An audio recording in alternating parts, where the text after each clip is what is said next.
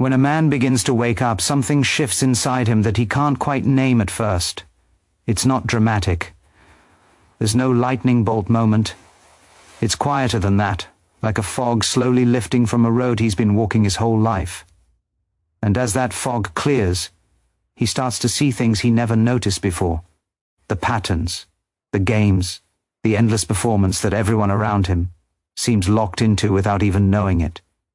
He begins to pull away from the crowd, not out of hatred or bitterness, but because something fundamental has changed in how he experiences the world. The usual ways of connecting, the things that used to feel normal and necessary, suddenly feel hollow, empty, like chewing food that has no taste. Most conversations he finds himself in revolve around the same tired topics. People talk about status, who's doing better, who's falling behind, who bought what, who got promoted, who got left behind. Or they dive into gossip, tearing apart someone who isn't there to defend themselves, feeding on drama like it's fuel for their own sense of importance. Or they complain endlessly about things they have no intention of changing. The job they hate but won't leave, the relationship that drains them but feels too comfortable to end, the life they're living that doesn't belong to them. And once he starts seeing through all of that, once he recognizes these patterns for what they really are, it becomes almost impossible to engage the way he used to. His mind won't let him. His heart won't let him. Something deeper inside refuses to play along anymore. He's not bitter about it. He doesn't look down on people or judge them harshly. He understands. He was there too, just months or years ago, doing the exact same things, saying the same words, playing the same games. But now he's stopped chasing what they're still chasing. The approval, the validation, the feeling of being seen and valued by others. And that shift, subtle as it might seem, changes everything. He starts to notice the performance in everyday interaction. How much effort goes into being liked. How carefully people choose their words to fit in, to belong, to avoid standing out in the wrong way. He sees the masks people wear, not because they're fake or dishonest in some malicious way, but because they've learned that showing their real face is dangerous. That vulnerability gets punished. That being different means being alone. And without making a big deal about it, without announcing his departure or creating drama, he quietly steps back. People might still wave at him when they pass. They might still offer small talk at the coffee shop or in the hallway at work. But the real connection, the thing that makes relationships feel alive and meaningful, is no longer there. And if he's honest with himself, it was never really there to begin with. It was all surface, all performance, all pretend. He didn't cut ties with anyone. He didn't burn bridges or make enemies. He simply stopped pretending. He stopped acting like things mattered when they didn't. He stopped laughing at jokes that weren't funny. He stopped agreeing with opinions he didn't share just to keep the peace. And when he does that, when he stops feeding the illusion, distance happens all on its own. People drift away without anyone having to say a word. This is the beginning of solitude, and it's not the same as loneliness. Loneliness is a wound, a hunger, a desperate reaching for something outside yourself to fill the emptiness inside. Solitude is different. It's simply space. Space between who he used to be and who he's becoming. Space to breathe without performing. Space to think without being interrupted by the noise of other people's expectations. It's not that he doesn't care about people anymore. He does. But he cares in a different way now, from a different place. He's no longer willing to sacrifice his own truth just to make others comfortable. And that choice, that simple decision to be honest, creates a gap that most people can't cross. He starts to see clearly what actually holds people together. And it's shocking how flimsy it all is. It's not depth, it's not truth, it's not real understanding or genuine care. It's habit, pure and simple. People stay connected because they always have, because change is scary, because loneliness feels worse than fakeness. It's comfort, the familiar routine of seeing the same faces and repeating the same conversations even when those conversations lead nowhere. And it's shared illusions, the stories everyone agrees to believe even though deep down they know they're not true. Stories about success, about happiness, about what a good life looks like. People bond over complaining about their jobs, spending hours dissecting everything that's wrong while never taking a single step towards something better. They bond over chasing status, comparing cars and houses and vacations, measuring their worth by what they own and how they're perceived. They bond over defending ideas they've never truly questioned, political beliefs inherited from their parents, religious views they've never examined, opinions they hold simply because everyone around them holds the same ones. He used to do the same thing. He used to think that was connection, that sharing complaints and competing for status and agreeing on everything meant he was close to people. But now it feels more like noise, like static on a radio station that never quite comes in clear. He notices how often people speak just to avoid silence, filling the air with words that mean nothing, because silence makes them uncomfortable. It forces them to face themselves, and most people will do anything to avoid that. He sees how much energy goes into keeping up appearances, the constant effort to look successful, happy, put together, even when everything inside is falling apart. The endless need for validation, for someone to notice and approve and confirm that they're doing okay. The hunger for agreement, for people to nod along and say, yes, you're right, I think the same thing. The desperate search for reassurance, for someone to tell them they're good enough, worthy enough, lovable enough. And once he no longer needs those things himself, once he's found a way to stand on his own without external support, he sees how dependent others are on them. He sees how relationships often survive not because of honesty or depth or real intimacy, but because everyone agrees to keep the story going, to not ask the hard questions, to not dig beneath the surface, to maintain the comfortable illusion that everything is fine even when it's not. He understands why people hold on to what feels familiar. The unknown is terrifying.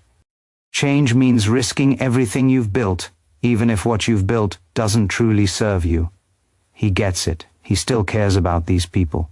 He still listens when they talk. But he no longer plays along. He won't pretend to agree when he doesn't. He won't laugh at the casual cruelty disguised as humor. He won't participate in the tearing down of others just to feel superior. That shift, subtle as it is, creates distance all on its own. It doesn't require words or explanations. It just happens. From the outside, he might seem the same. He still shows up to work, to family gatherings, to the occasional social event. He's still polite, still respectful, still kind. He hasn't disappeared completely or cut everyone off. But something fundamental has shifted deep inside him. Something that can't be seen but can definitely be felt. And the people around him can feel it, even if they can't name it or understand it. They sense that he's no longer trying to impress anyone, that he's not looking for their approval or validation, that he's not playing the social game anymore, not competing for position or status or attention. Some find this shift admirable. They respect it, even if it makes them a little uncomfortable. They sense that he's found something they're still searching for, some kind of inner stability that doesn't depend on external circumstances. Others find it unsettling, even threatening, because he's no longer easy to read.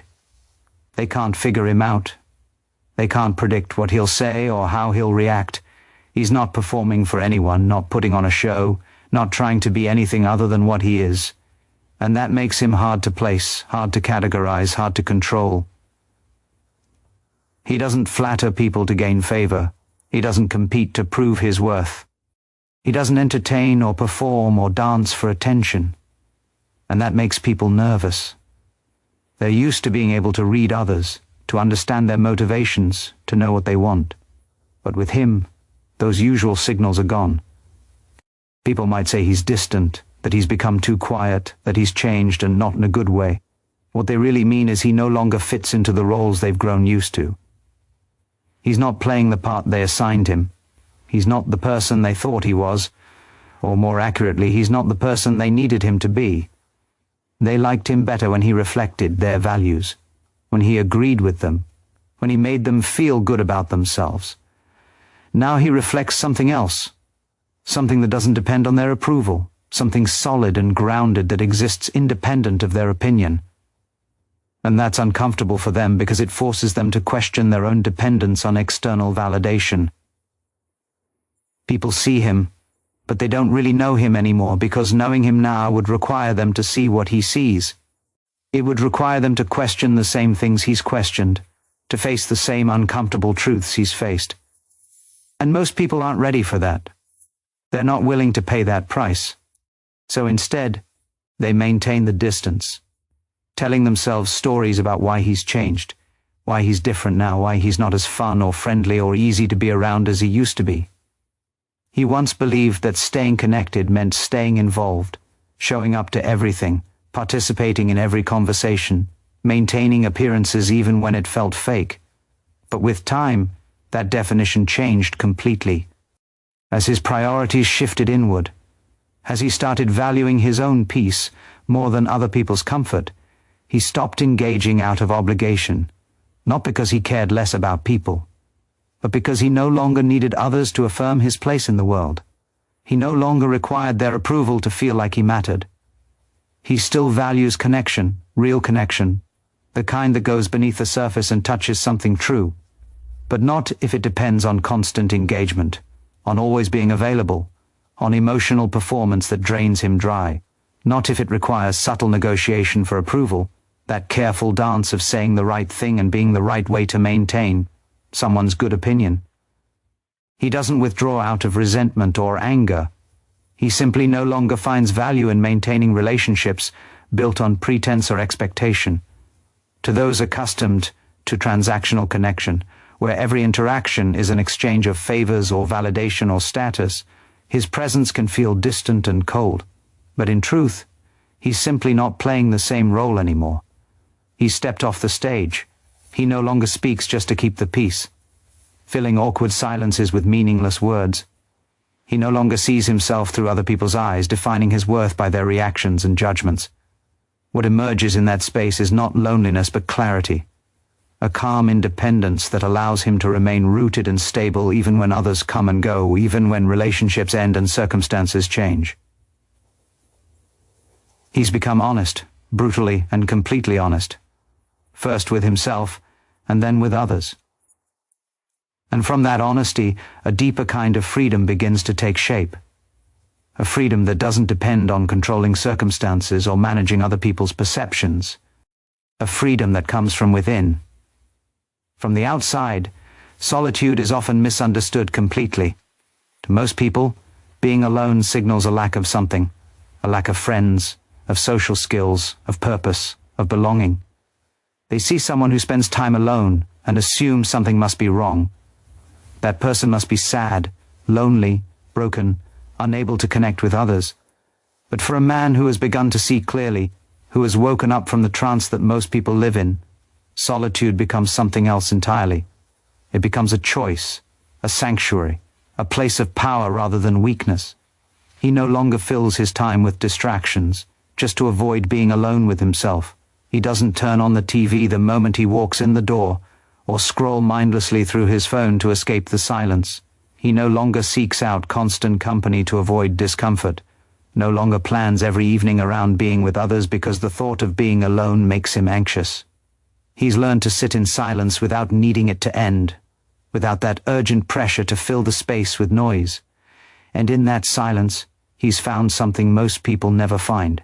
He's found himself, the real self, that exists beneath all the roles and masks and performances. What others describe as loneliness is often just unfamiliar stillness. They equate the absence of noise with emptiness because they've never learned to be comfortable with themselves. They need constant stimulation, constant distraction, constant connection to feel okay. Without it, they feel lost, anxious, hollow. But he's realized that most of what fills a typical day, the talks and tasks and duties that seem so important, is just noise pretending to be meaningful. It's busy work that keeps people from facing the deeper questions. Who am I really? What do I actually want? What matters to me when no one else is watching? In solitude, he sees himself without distortion. There's no one to impress, no image to maintain, no role to play. He can be completely himself without judgment or expectation. And that clarity, while uncomfortable at first, while it brings up things he'd rather not face, becomes a source of tremendous strength. He doesn't avoid people, but he also no longer depends on them to feel complete. He can enjoy company without needing it. He can be alone without feeling lonely. This shift usually confuses others deeply. They assume he must be withdrawn, disconnected from reality, or even arrogant, looking down on everyone from some imagined height. But in truth, he's simply content with his own presence. He has faced the silence that most people run from their entire lives, and he discovered it wasn't silence at all. It was peace. It was the quiet hum of his own being, undisturbed by the chaos of the world.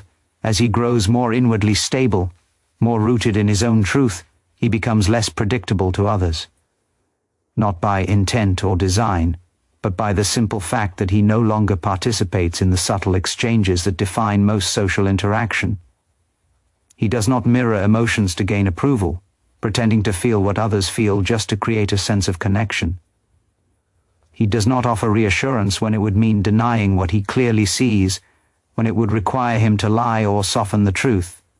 To those still dependent on external validation, still looking to others to tell them they're okay, this creates profound discomfort.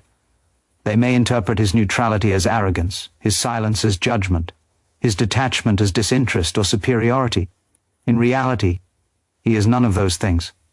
He's simply no longer invested in managing perception, no longer concerned with how others see him or what they think about him. Much of what people call connection is actually performance, a carefully choreographed dance where everyone plays their assigned role. It's a mutual agreement to keep certain illusions intact, to not challenge each other's beliefs or behaviors, to maintain the comfortable fiction that everything is fine. Once he steps outside that arrangement, once he stops playing his part, he disrupts the entire system just by being present. He doesn't argue or provoke or attempt to convert anyone to his view. He doesn't preach or lecture or try to make others see what he sees.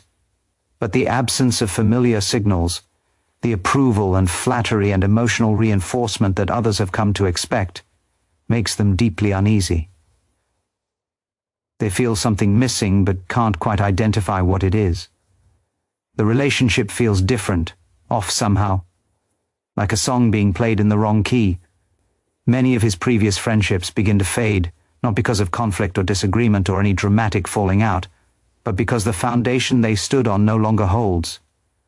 When he examines these relationships honestly, he begins to notice how often they were maintained through shared complaints, through bonding over mutual dissatisfaction with life. He sees the routine habits that kept them going, meeting at the same place every week, having the same conversations, following the same patterns without ever questioning why.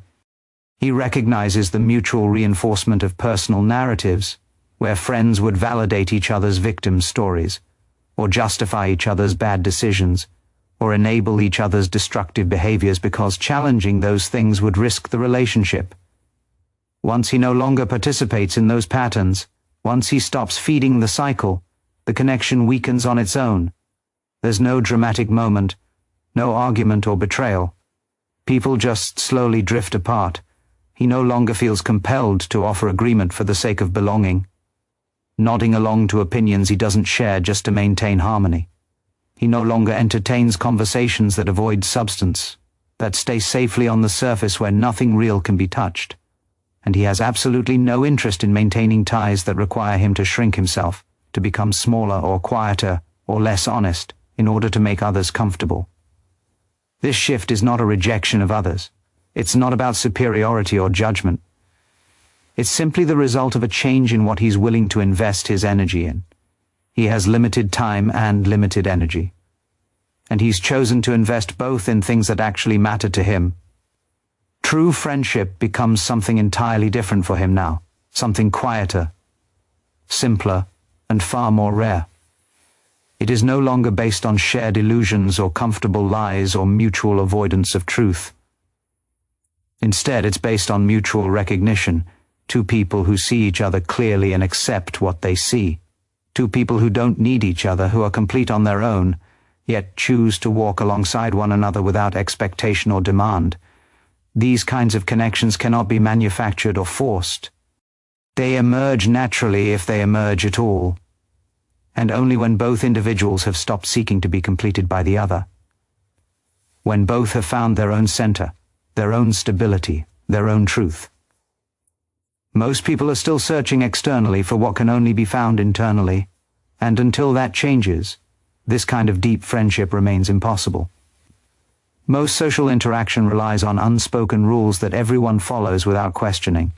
You validate my perspective, I'll validate yours. We won't go too deep.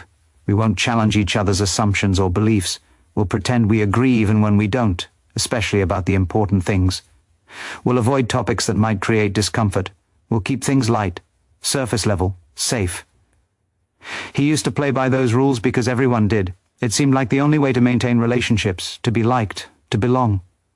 But once he starts operating outside of them, once he refuses to follow the script, the dynamic begins to break down. He no longer gives comfort just to ease tension, offering false reassurance when the truth would serve better. He doesn't pretend to agree when he doesn't, nodding along to keep the peace when his honest opinion would create waves. He's done with the little acts that keep everyone else feeling safe, but keep him feeling false and hollow inside. This isn't defiance or rebellion for its own sake. He's not trying to be difficult or provocative, it's simply clarity. He sees the game clearly now, and he can't unsee it. He can't go back to pretending he doesn't notice. And that clarity is deeply disruptive because it exposes how much of everyday life is based on mutual avoidance of truth. People work very hard to maintain certain illusions about themselves and their lives, and they depend on others to support those illusions. When someone refuses to play along, when someone insists on honesty even when it's uncomfortable, the whole structure starts to crack. People notice the change even if they don't understand what's happened. They feel the shift in energy, in the quality of interaction. They sense that something familiar has gone missing, though they can't quite name it. The constant exchange of comfort, validation, and distraction that used to flow between them has dried up. And without him feeding the system, without him playing his part in the mutual performance, the system begins to weaken and fail. Conversations start to feel awkward and strained. People stop reaching out as much. What used to feel warm and familiar now feels tense and uneasy, like walking on eggshells. Like one wrong word could shatter the fragile peace. Not because he did something wrong or became a bad person, but because he stopped playing along. He stopped reinforcing a structure he no longer believes in. He hasn't rejected anyone personally. He holds no grudges or resentments. He simply stopped supporting a way of relating that felt false to him. And in a world built on comfortable lies, honesty feels like an attack. As his understanding deepens, as he sees more clearly how things actually work beneath the surface, something unexpected happens. He begins to need less. Not just materially, though that often shifts too, as he realizes how much stuff he was buying to fill internal emptiness. But emotionally and socially and even intellectually, his needs dramatically decrease. He no longer seeks recognition for his achievements, no longer needs applause or praise or acknowledgement from others to feel good about what he's accomplished. He no longer relies on others to confirm what he already knows internally, to validate his perceptions or beliefs or experiences. And as that need dissolves, as he becomes more self-sufficient emotionally, so do many of the relationships that once required it. This is the paradox that few people understand. The clearer he becomes, the quieter his life becomes. Not because he's closed off or shut down or unable to connect, but because so much of what once filled his time, so much of his social activity and engagement, was rooted in a search for external affirmation. He was looking outside himself for something that could only be found within. Without that search, without that constant seeking, most social activity feels optional, if not unnecessary. He stops trying to be understood, releasing the exhausting effort of explaining himself to people who don't really want to know. He stops needing to explain his choices, his beliefs, his way of living, to people who have already decided what they think about him. He no longer measures his presence or worth by how much space he takes up in other people's lives, by how often they think of him, or talk about him, or need him. From the outside, this might look like withdrawal, like he's retreating from life and relationships. But inside, it's the opposite. It's a settling into something solid and real. It's a coming home to himself. He still values connection. Genuine connection that touches something true and deep, but only when it emerges naturally, without demand or expectation or performance. Only when both people can be fully themselves without pretense. He hasn't become cold or heartless or incapable of caring. He's simply no longer dependent on others for his sense of self. And in that detachment, in that freedom from need, there's a kind of depth that can't be found through attachment. A peace that doesn't depend on circumstances or other people's behavior. Once he wakes up, once his eyes are truly open, he can't unsee what he sees. It's not a matter of choice or effort. The veil has been lifted, and he can't pull it back down no matter how much easier that might make his life.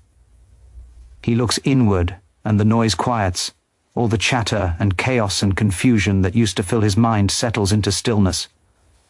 He looks outward, and the world is still asleep, moving through life on autopilot, following scripts they never chose, playing roles they never questioned. He sees the false certainty in people's eyes, the absolute conviction with which they state opinions they've never examined. He sees the roles they perform, the dutiful employee, the perfect parent, the successful professional, the loyal friend, each role carefully constructed and maintained even when it suffocates the real person underneath. He sees the beliefs they never question, ideas they inherited from their parents or absorbed from their culture, beliefs about success and happiness and what a good life looks like, beliefs they defend with passion, but have never actually thought through. He sees the constant movement that masks an inner stillness they haven't touched, the busy schedules and packed calendars and endless activities that keep them from ever sitting quietly with themselves. He no longer envies what others call connection, because he understands the cost. It often demands agreement when you disagree, performance when you want to be authentic, conformity when you want to be yourself. And he won't trade truth for the comfort of fitting in. He won't betray himself to make others comfortable. The price is too high. There's a part of him that remembers what it was like to belong, to feel surrounded by people who seem to understand him. A part that quietly hopes, not for crowds or constant company, but for someone truly awake. Someone who has seen what he's seen, felt what he's felt, walked the same difficult path from comfortable illusion to uncomfortable truth. Someone who doesn't need him to be smaller, quieter, or more agreeable in order to feel safe around him. Someone who can handle his honesty without taking it personally, who welcomes his depth instead of fearing it. That kind of meeting is incredibly rare. It can't be forced or manufactured or made to happen through effort or strategy. It either happens or it doesn't, in its own time, in its own way. And he would rather wait in silence, alone but at peace, than pretend in conversation, surrounded by people but completely disconnected from his own truth. So he walks alone through a world that doesn't understand his choice, not because he enjoys being apart from everyone, not because he wants to be isolated or special or different, but because in a world still dreaming, still lost in comfortable illusions and convenient lies, authenticity is more valuable than acceptance, truth is more important than belonging, and he's unwilling to sacrifice one for the other, no matter how lonely the path might sometimes feel. At some point along this journey, something shifts again. The solitude stops feeling unusual or strange. It becomes normal, his new baseline, simply the way his life is. Not empty or sad or lacking anything, just quiet, peaceful, real. He no longer interprets distance from others as a problem that needs to be solved, a gap that must be filled, a sign that something is wrong with him. He sees it for what it actually is, the natural result of no longer pretending, of refusing to be anyone other than who he truly is.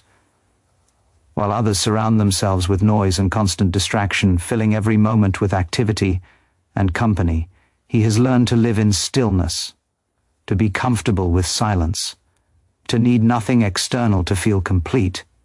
While many chase attention desperately, posting every moment of their lives online, seeking validation through likes and comments and shares, he moves through the world without asking to be seen.